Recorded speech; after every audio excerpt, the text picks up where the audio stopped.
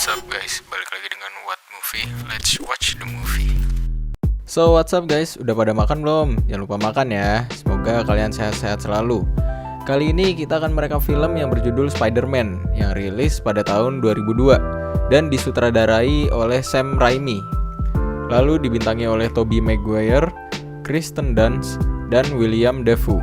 Secara singkat, film Spider-Man ini menceritakan tentang mahasiswa yang pemalu sekaligus kutu buku, lalu digigit oleh laba-laba yang sudah dimodifikasi secara generik, dan dia mendapatkan kekuatan atau kemampuan-kemampuan yang dimiliki laba-laba tersebut, dan harus melawan penjahat sebagai superhero setelah tragedi yang menimpa keluarganya. Oke, cukup basa-basinya, langsung aja let's watch the movie. Scene bermulai dalam sebuah trip sekolah ke Columbia University Genetic Lab. Siswa tahun terakhir yang bernama Peter Parker digigit oleh sebuah laba-laba super yang kabur dari tempat penelitian dan menjadi sakit saat pulang ke rumah. Di sisi lain, Norman Osborn, pemilik dari Osborn Scientific Corporation, mencoba untuk mendapatkan kontrak besar dari pihak militer agar dapat pendanaan untuk penelitian yang sedang dia lakukan. Karena belum mendapatkan sukarelawan untuk penelitiannya, dia juga takut dibalap oleh pesaingnya.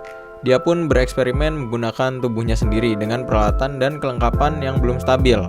Semua itu pun berjalan dengan kacau, bahkan dia sampai membunuh asistennya dan mencuri glider dan pakaian terbangnya.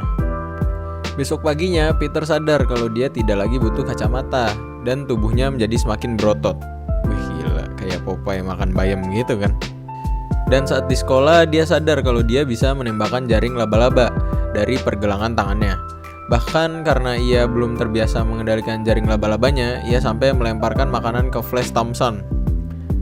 By the way, for your information, Flash Thompson ini kayak jagoannya gitu loh di sekolahnya. Nah, sampai Flash kesal dan mengajaknya berantem. Saat berantem, Peter pun sadar kalau refleks dan kemampuannya untuk merasakan bahaya pun bertambah, kayak insting gitu loh. Setelah mengalahkan Flash Thompson, Peter pun sadar kalau dia telah mendapatkan kemampuan dari laba-laba yang menggigitnya. Untuk memastikan, Peter pun mencoba untuk memanjat tembok dan melompat-lompat antar gedung. Malah dia sampai mencoba cara untuk mengeluarkan jaring dari tangannya sampai berhasil. Walaupun saat mencoba untuk bergelantungan, dia masih gagal. Mendengar tentang konflik antara Flash dan Peter, Uncle Ben mencoba menyeramahinya dan menjelaskan kalau kemampuan yang besar itu datang dengan tanggung jawab yang besar juga. Peter menyalahartikan itu dengan datang ke turnamen gulat agar mendapatkan uang untuk membeli mobil, dengan tujuan dapat membuat terkesan si Mary Jane Watson. Walaupun musuhnya terlihat menyeramkan, Peter ini memenangkan pertandingan gulat pertamanya dengan mudah. Tapi promotor turnamennya berbohong tentang hadiah turnamennya, yang dimana ia harus mendapatkan $3.000 namun hanya mendapatkan $100, dengan alasan kalau dia menyelesaikan pertandingannya dalam 2 menit bukan 3 menit. Yah, di scam ini mah.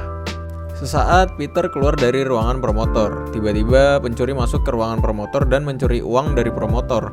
Lalu dengan santainya Peter membiarkan pencuri itu pergi dengan beralasan kalau itu bukan urusan dia. Tidak lama setelah itu Peter mengetahui kalau Uncle Ben ditembak oleh pencuri mobil. Dia pun langsung mengejar sang pencuri mobil. Setelah berhadapan dengan sang pencuri mobil, dia pun sadar kalau sang pencuri ini ternyata adalah orang yang sama dengan pencuri yang ia biarkan pergi tadi. Setelah Peter melucuti senjata yang dipegang oleh pencuri, sang pencuri pun mati karena terjatuh dari jendela. Di sisi lain, saingan Norman Osborn sedang melakukan uji coba alat penelitiannya. Namun tiba-tiba Norman Osborn datang dengan menggunakan pakaian Green Goblin dan membunuh semua orang yang ada di sana. Saat sesudah lulus, Peter mulai menggunakan kekuatannya untuk melawan kejahatan di kota dan menjadi superhero bertopeng bernama Spider-Man. J. Jonah Jameson, chief editor dari Daily Bugle, memperkerjakan Peter sebagai freelance photographer karena dia satu-satunya orang yang dapat mendapatkan foto Spider-Man yang sangat bagus, nggak kayak editan gitu loh. Ya karena dia Spider-Man ya. Apa sih nggak jelas. Jameson menyalahgunakan foto Spider-Man dengan alasan kalau sebenarnya Spider-Man adalah sebuah ancaman. Norman pun mengetahui fakta kalau para pimpinan perusahaannya sudah tidak percaya lagi dengannya dan ingin menjual perusahaannya saat Festival Persatuan Dunia. Oleh karena itu, Norman mau melakukan balas dendam di hari yang sama saat festival itu tuh nanti, di Festival Persatuan Dunia berlangsung. Di saat itu juga Peter langsung muncul sebagai Spider-Man dan mengalahkan Norman. Jameson pun mengklaim bahwa penjahat misterius ini harus diberi nama Green Goblin karena pakaiannya itu yang hijau terus kayak goblin gitu loh. Setelah Norman menyadari kalau dia punya sisi jahat sebagai Green Goblin, Norman pun menawarkan Peter untuk bekerja sama dengannya. Namun Peter menolaknya. Saat pertarungan antara Peter dan Green Goblin, Peter mendapatkan luka sayatan di tangannya. Lalu saat Norman, Aunt May, dan Mary Jane diundang ke pesta Thanksgiving oleh Peter dan Harry, Norman sadar kalau ternyata Peter mempunyai luka yang sama seperti luka yang ia berikan ke Spider-Man. Nah, dari sini nih, ternyata Norman jadi tahu kalau Peter itu sebenarnya adalah Spider-Man. Tidak lama setelah itu, Norman pun menyerang rumah Peter dan membuat Aunt May harus dirawat di rumah sakit. Sedangkan saat jam kunjungan dibuka, Mary Jane mengakui kalau sebenarnya dia jatuh cinta dengan Spider-Man yang telah menyelamatkan 2 kali. Harry yang sedang berpacaran dengan Mary Jane pun tiba-tiba datang. Dan ia melihat kalau Mary Jane sedang berpegangan tangan dengan Peter, langsung berasumsi kalau Mary Jane punya perasaan dengan Peter.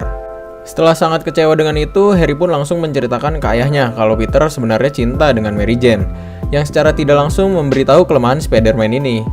Green Goblin pun menculik Mary Jane dan membajak kereta gantung yang penuh anak-anak di atas jembatan, dengan tujuan untuk memaksa Peter siapa yang akan diselamatkannya. Untungnya Peter dapat menyelamatkan keduanya. Melihat Peter mau menyelamatkan orang, penduduk yang ada di jembatan pun mendukung Spider-Man dan bersorak kepada Green Goblin. Melihat banyak pengganggu, Norman pun langsung membawa Peter ke sebuah tempat tak berpenghuni di mana dia langsung membantai Peter. Sesaat setelah Green Goblin menyatakan kalau dia akan membunuh Mary Jane setelah ini, Peter pun bangkit dan kedudukannya berbalik. Norman pun membuka penyamarannya sebagai Green Goblin sambil meminta pengampunan. Padahal gimmick aja guys, dia sedang mengulur waktu sebenarnya sambil ngontrol glidernya untuk membunuh Peter dari belakang. Sayangnya Peter sadar akan bahaya yang datang dan menghindar. Namun jadinya glidernya pun menusuk Norman sendiri yang langsung meminta Peter untuk tidak membongkar penyamarannya sebagai Green Goblin ke Harry. Peter pun langsung membawa Green Goblin itu atau tubuh Norman lebih tepatnya ke rumahnya, yang dimana Harry secara tidak sengaja melihat Spider-Man menaruh tubuh ayahnya di sofa. Harry pun langsung berasumsi kalau Spider-Man lah yang membunuh ayahnya, tanpa dapat melihat kalau sebenarnya Spider-Man itu adalah Peter. Dalam pemakaman Norman, Harry bersumpah akan balas dendam ke Spider-Man dan mengklaim kalau sekarang Peter adalah satu-satunya keluarga Harry.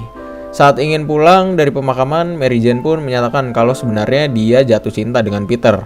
Namun Peter langsung menolaknya karena takut jika mereka mempunyai hubungan. Musuh-musuhnya Peter akan menyerang Mary Jane lagi, seperti yang dilakukan Green Goblin, gitu guys. Film pun selesai. Menurut kalian gimana nih filmnya? Menurut kita sih film ini cukup bagus ya. Soalnya ngajarin kita supaya jangan sampai kita terbutakan oleh kekuatan dan kekuasaan. Apalagi kalau sampai mencampakkan orang-orang terdekat yang selalu support kita. Karena hidup kita itu bukan tentang kita doang. Ada orang lain yang butuh dan bakal selalu support kita. Pasti kan gak enak kalau misalnya kita telat sadarnya dan cuman bisa bergumam, coba aja kayak gini gitu kan. Ternyata emang bener kata Uncle Ben, with great power comes great responsibility. Oke, makasih sayang buat kamu yang cantik ya, ingat. Makasih juga buat kalian yang tampan tapi masih tampanan gue, hehe. Buat kalian jangan lupa di subscribe, terus nyalain lonceng notifikasi, like dan komen aja di bawah kalau mau request recap atau rekomendasi film apa lagi selanjutnya, oke? Jangan lupa di share ke selingkuhan kalian, see you in the next movie, bye bye.